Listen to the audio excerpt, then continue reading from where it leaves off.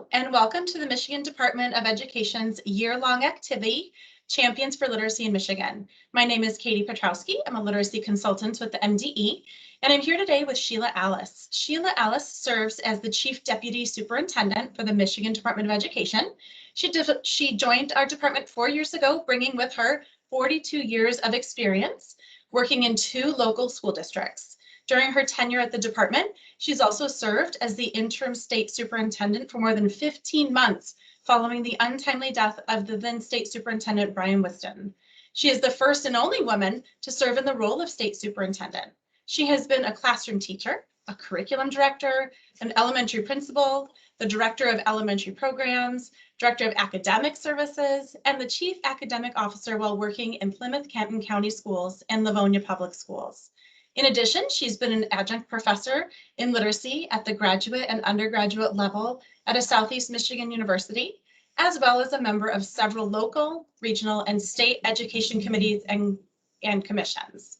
So how are you today, Sheila? I'm doing very well, Katie. Thank you so very much for this opportunity to talk to you about children's literature, something that's near and dear to my heart.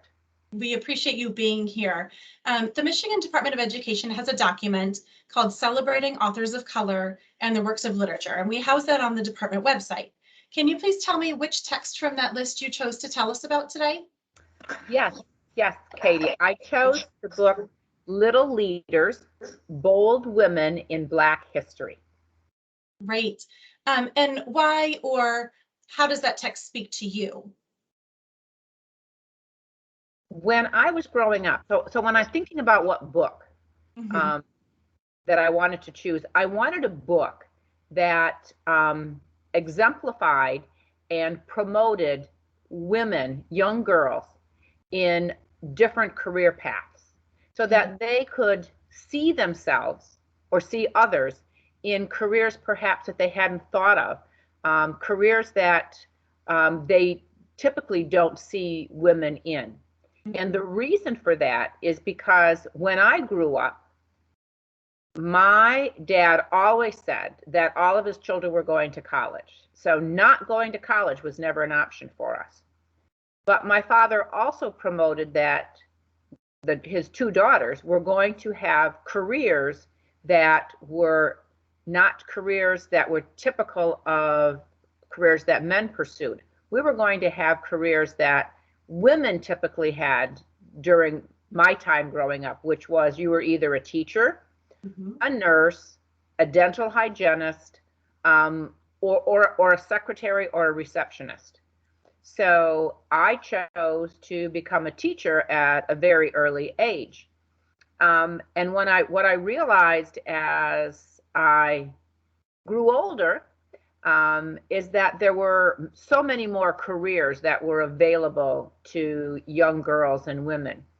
When I grew up, the only people that I saw, the only women that I saw in jobs and careers were teachers and nurses and dental hygienists. You didn't see women as doctors. You didn't see women as attorneys or lawyers. You didn't see women as dentists. You saw those roles were primarily for men, and females had other roles. And so I chose this book because I want to promote so many career opportunities that young girls have today so that they can have some role models and they can aspire for a career path that is part of what's mentioned in this book. This is a fabulous book. It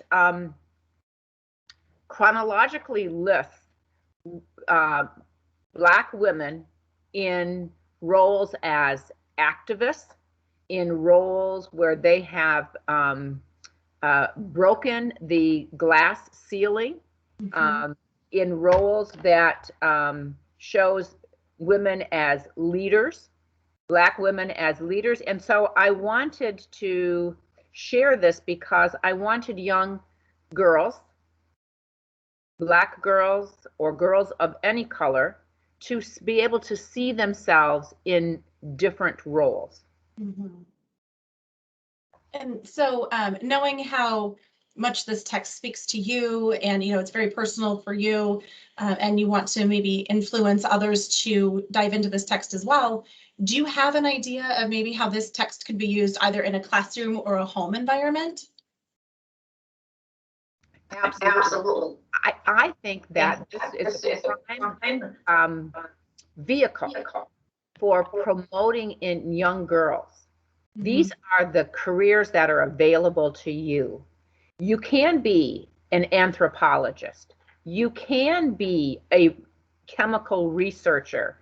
You can be a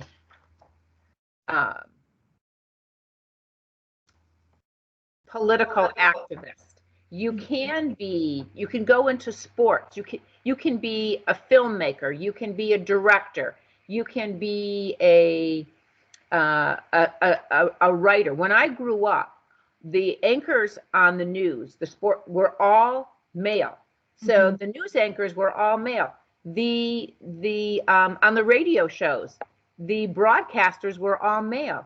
In here, girls can see other opportunities for them. Now they can also see it in their daily experiences, but this shows our specifically Black girls, some of the wonderful role models of women who went before them and really broke that glass ceiling. They have pilots and NASA mathematicians and just some wonderful, wonderful examples of how parents and teachers can promote different careers for our youngsters, especially our Black females, but also really all young girls of any color. Right. Well, Sheila, I thank you so much for your time and your passion and for being a champion for literacy. Thank you so much for your time.